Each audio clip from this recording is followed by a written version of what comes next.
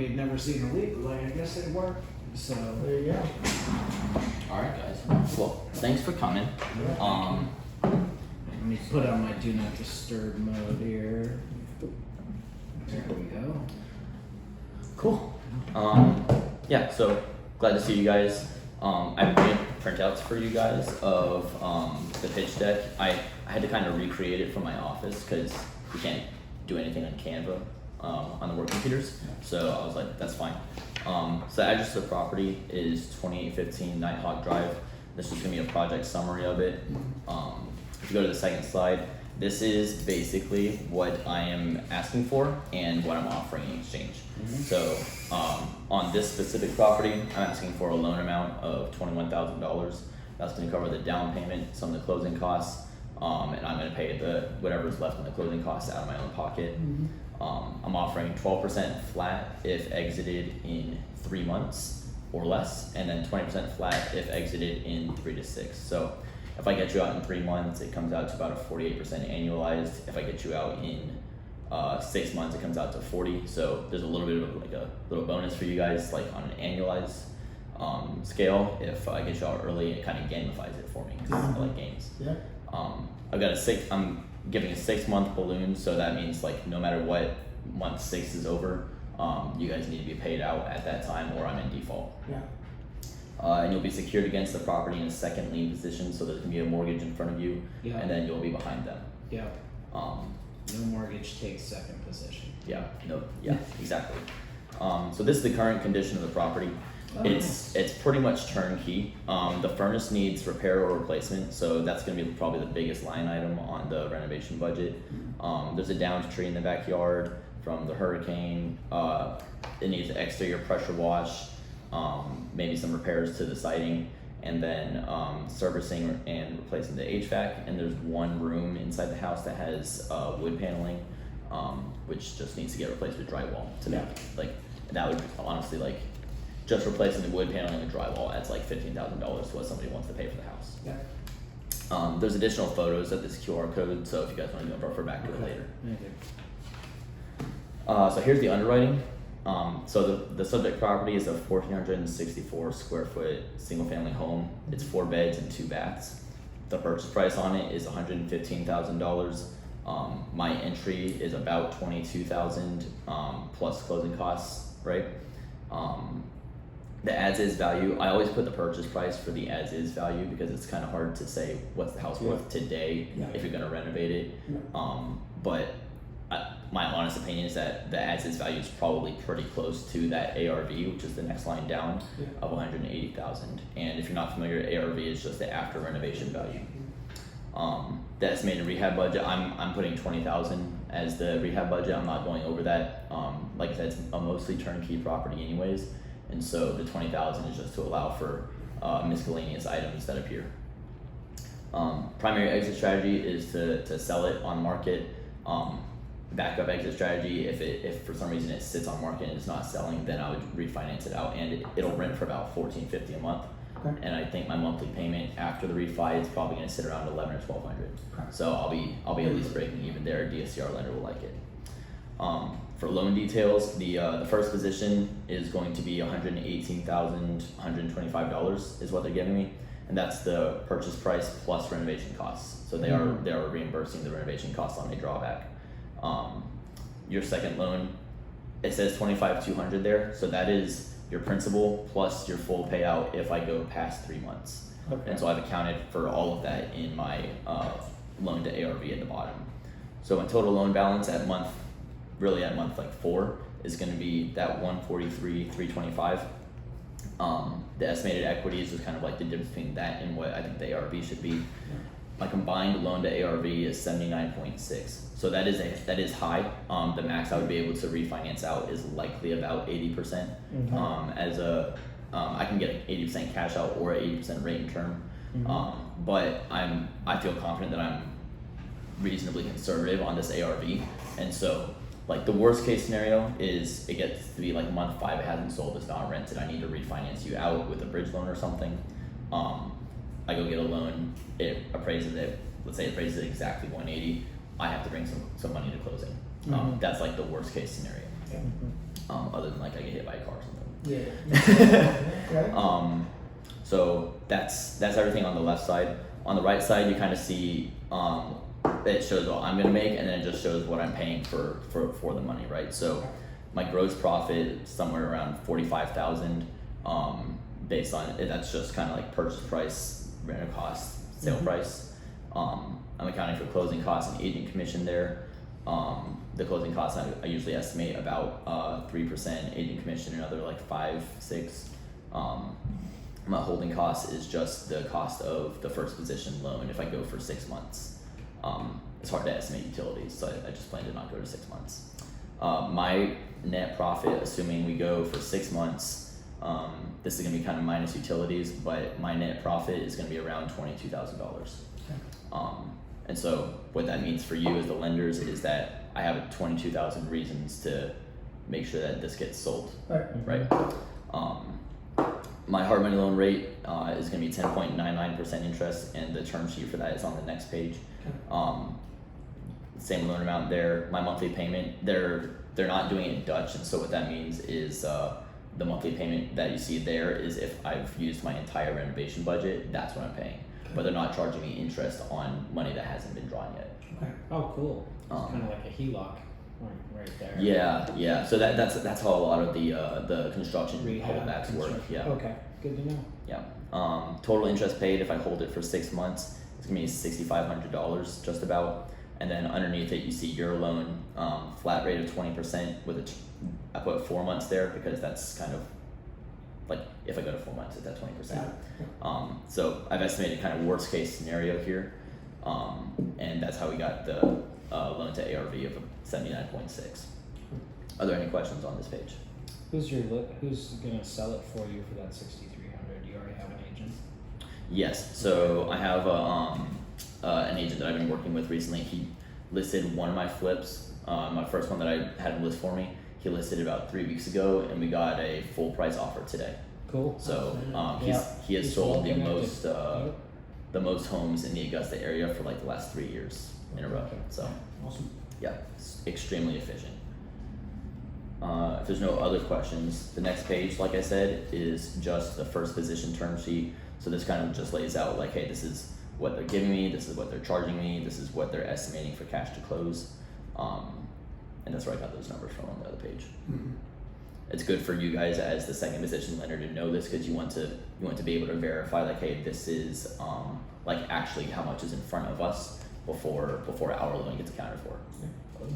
If the house fails to sell, or if like go with your hit by the car demo, which is a worst case scenario, only the first position gets paid out. So that's not 100% accurate. Okay. So if I'm in default, we can include like a clause in the note that says like, hey, Jack has to send an update every 2 weeks, or he's in default, right? So that way it's like, hey, I'm not talking to you guys for like 2 weeks. You have an opportunity there. It's like, okay, maybe you got hit by a car. That's unfortunate. We have to protect our money. You would come in and you would foreclose. Georgia's a non-judicial foreclosure state, so you basically have to advertise in the newspaper for like 2 months, and then you take the house. At that time, if you foreclosed before the first position foreclosed, then you would be an owner of a property that has $118,000 owed on it, because that's the first position. And so what you would do is you would just sell it as quick as possible, most likely, or finish the rehab or something like that. Now this first position is really good. They allow second positions on the property, and so like they're not going to flip out if they find out that the property was took by somebody else or something. They're going to be concerned about me, but they're not going to freak out, and they'll work with you.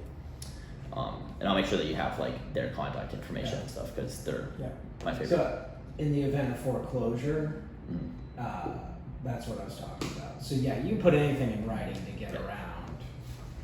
Yeah, absolutely. Not making sure you get paid, but it's got to be in writing because otherwise, first position's guaranteed. Second position only if it's in writing. Well, so the second position is going to be recorded, regardless. But even so, like your original thing was like, okay, if it gets foreclosed on, only the first position gets paid. So if the first foreclosed on me and you guys didn't know about it, the first would foreclose. They would try to do like some kind of fire sale, just get it off their books. You would get paid second, so they would get paid Yes. off, and then you would get paid if there's excess, Exactly. and then anything more than that would go to me, Your heirs. yeah, or whatever, estate or estate. whatever Yeah. happened. Yeah.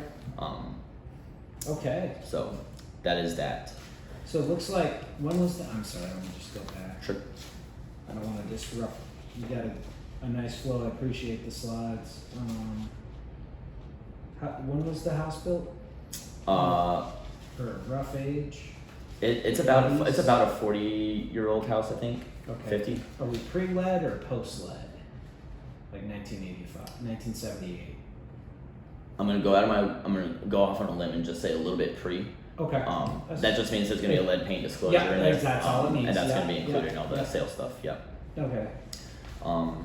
The next page is just I've listed out some comparable sales that kind of support my ARV, and so what you can see is the top two.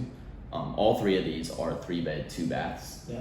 The top two are short on the square footage relative to the subject property, and those two both sold for 180, and then the third one sold for 183. So we've got 3427 McAlpine Drive, 3411 Kensington Drive, and 3603 Audubon Place. Mm-hmm.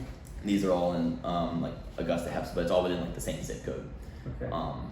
And so you can see from the photos there, the bottom two were renovated prior to sale, and then the top one was not renovated. That was as is but well maintained, which is kind of the condition that the subject property is in right now. It's basically as is, but it's been well maintained other than that furnace needing to be replaced and the tree being down. And so that's why I think, like, you know, I put ARV 180, I put as is value 115. I think probably it's pretty close to that 180 right now, and it just needs like a little bit of juice to spruce back up. Right. Going to the next page, this is just some kind of final notes about kind of the deal. Close of escrow is gonna be 14 April, which is at the end. It's like middle of 2 weeks from now. Closing attorney is Wright McLeod and Evans. I use them for most of my closings. Timeline, based on the really small renovation budget, I'm only expecting it to take about 3 weeks, pending like if the HVAC guy is backed up, then he's backed up. Yeah, I was gonna ask if you already had an HVAC company, cause it looks like, depending on when it was done, you're gonna have to replace the, everything that's external, what's that called? The unit.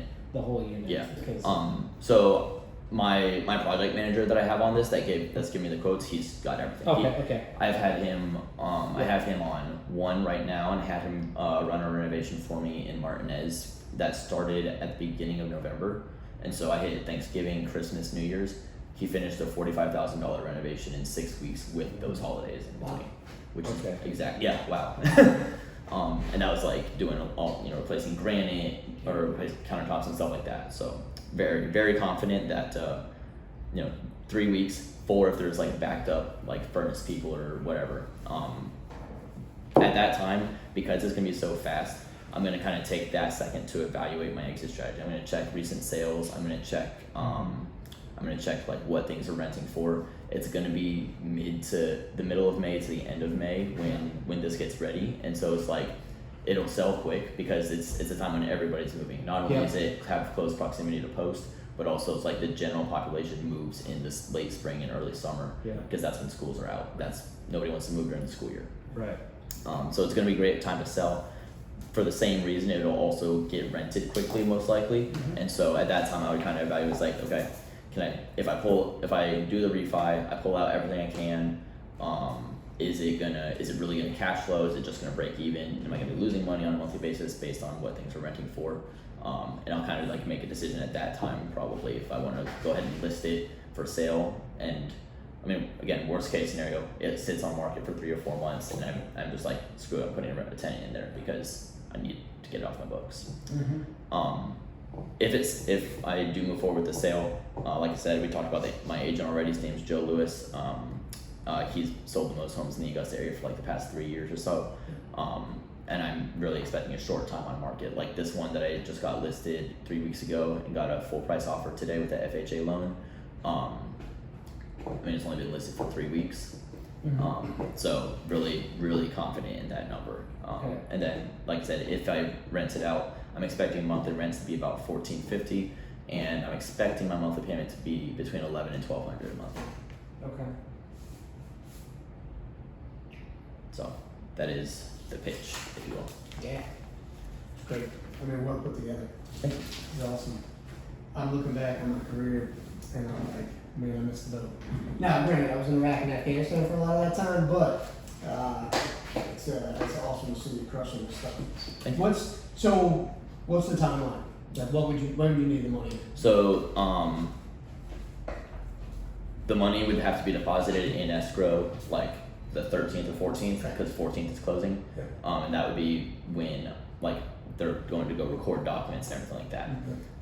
Because I want to make sure you guys are all recorded. I have a couple of like private lenders that'll just like send me the money. I don't want y'all to send me the money necessarily, especially because this is our first deal together. Like at like someday maybe you'll be like, this is too easy to just Yeah, send. I trust you. Right. Yeah. But for the first one, I want you to like feel like I'm taking like above and beyond to carry you. Yeah. So I would want you to send the money directly to the closing attorney's escrow account. Yeah.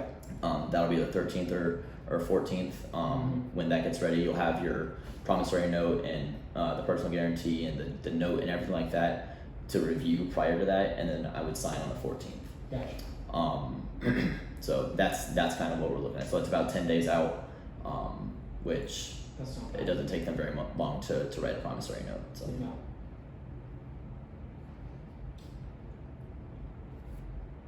14th is my birthday. happy birthday. There's something, not yet. I'm not older than I am. Still in my 40s for another year. Okay, that makes sense. So the money will get wired to the closing attorney's escrow account. And then how do you do it where you draft it up? What's the contract look like? Yeah, what's the contract? Okay, between so us? so what I'll just do is what I normally do is I'll send like it's gonna be a JV agreement, but really it's just a memorandum of understanding like, hey, these are the terms we've agreed upon, Right. and then we send that to the closing attorney and they draft the note, the mortgage, the guarantee, and everything like that. Okay. So I'm not gonna I don't touch those until closing basically. I'll review them to make sure that we're on the same page and like Right. it says what we said it was supposed to say. Right. Because sometimes I have trouble writing these kind of like tiered notes where it's like it's 12% if it's 3 months, but it's not annualized, and it's 20% if it's anything beyond that. Again, it's not annualized, and it's a 6 month. Sometimes that just gets a little harder with the verbiage for some reason. But the memorandum of understanding is like, hey, if they wrote it wrong, we are all on the same page. Like this is what we said. Right.